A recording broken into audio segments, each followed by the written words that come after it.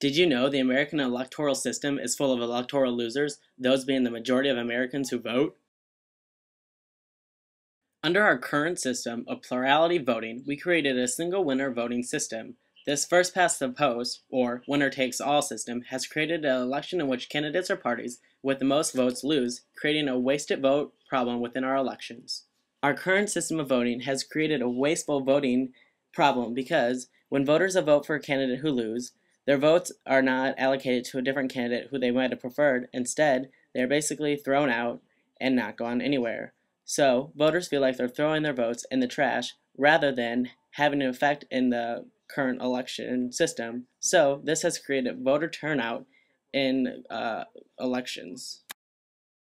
Plurality voting, in which the candidate with the most votes wins, is dysfunctional when more than two candidates run.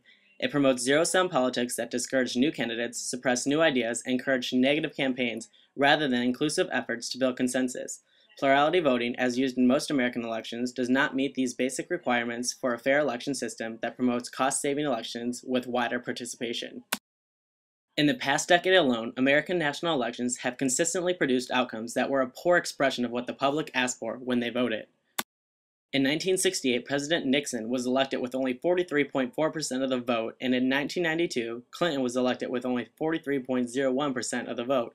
This shows a decline in presidents obtaining the majority of the votes. Since popular voting began in 1828, only two candidates were ever elected with margins lower than Clinton's. In 1860, President Lincoln won with just 39.8% of the votes, and in 1912, Wilson won with just 41.8% of the votes.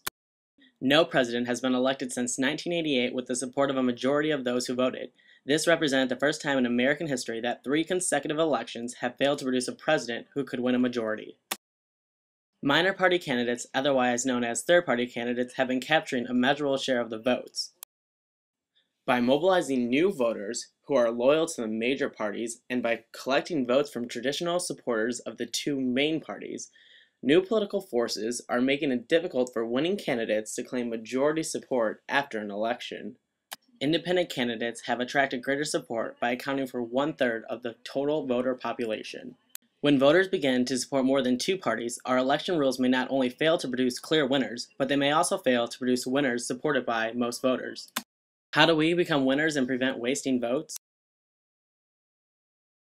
Electoral rules determine how the game is played, and without making some possible changes, voters will continue to be the losers. IRV allows voters to rank candidates in order of preference, for example, first, second, third, fourth, and so on.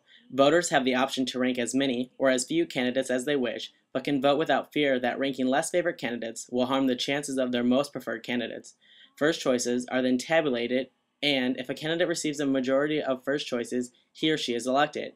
If nobody has a clear majority of votes on the first count, a series of runoffs are simulated using each voter's preferences indicated on the ballot. The candidate who received the fewest first-place choices is eliminated. All ballots are then retabulated, with each ballot counting as one vote for each voter's highest-ranked candidate who has not been eliminated. Specifically, voters who choose the now-eliminated candidate will now have their ballots counted for their second-ranked choice candidate, just as if they were voting in a traditional two-round runoff election, but all other voters get to continue supporting their top candidate.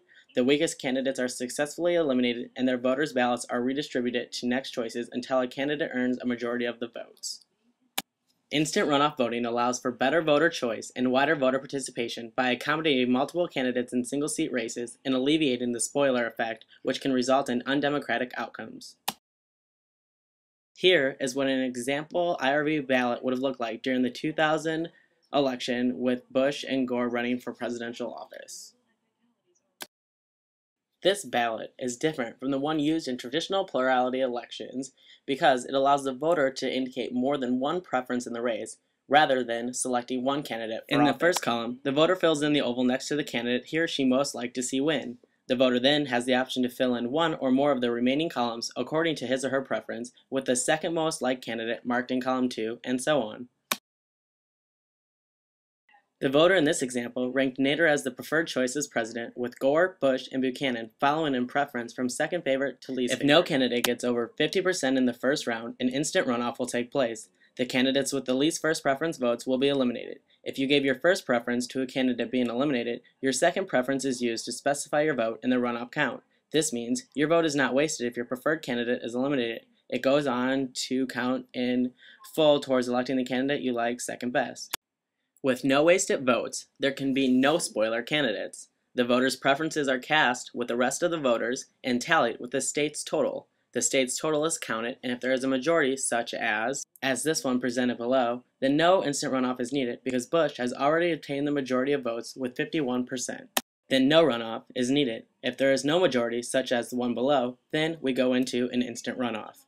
After the first runoff is complete, there is still no clear electoral winner because no one holds a majority of the votes. There is still no clear majority after the first runoff. If so, another runoff is done with the next lowest vote-getting candidate being eliminated. The preferences cast for the next lowest vote-getting candidate are distributed among the remaining candidates as was done in the previous runoff. After the second runoff, Gore is the clear winner with 50.55% of the votes.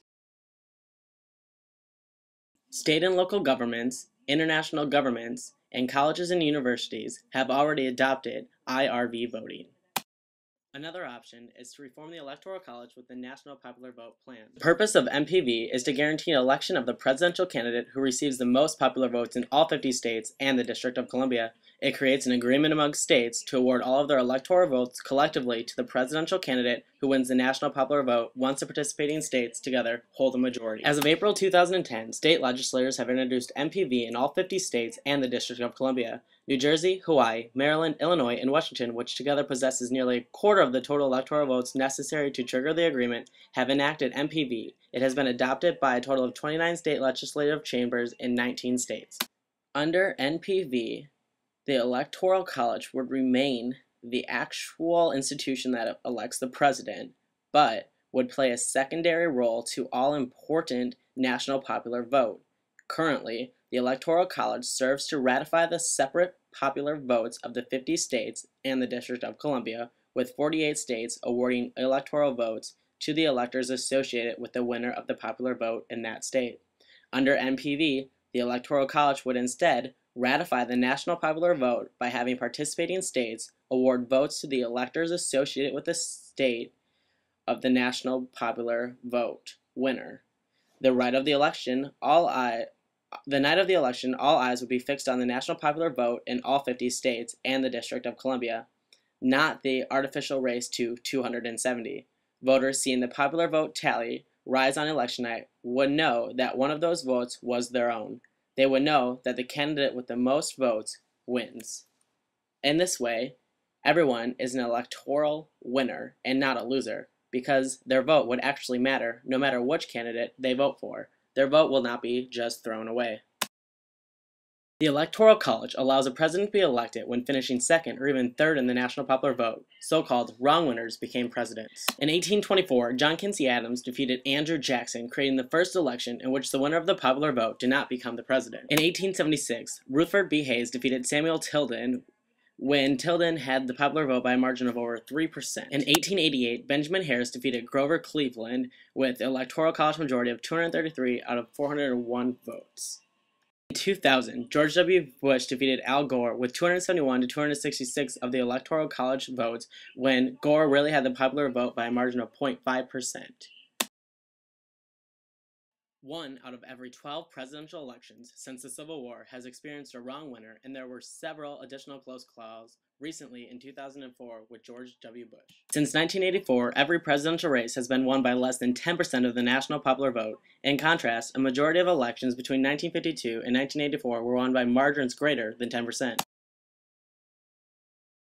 There is a problem with our current election system because we have been electing the wrong candidates more and more often. This problem lies within both congressional and presidential elections, and we need to do something to make changes and take a stand. I think we should adopt the National Popular Vote Plan along with the instant runoff voting when electing the president because it allows Americans to feel like they are part of the decision process rather than relying on the Electoral College to make the final decision, as well as fixing the wasted vote problem. This land is your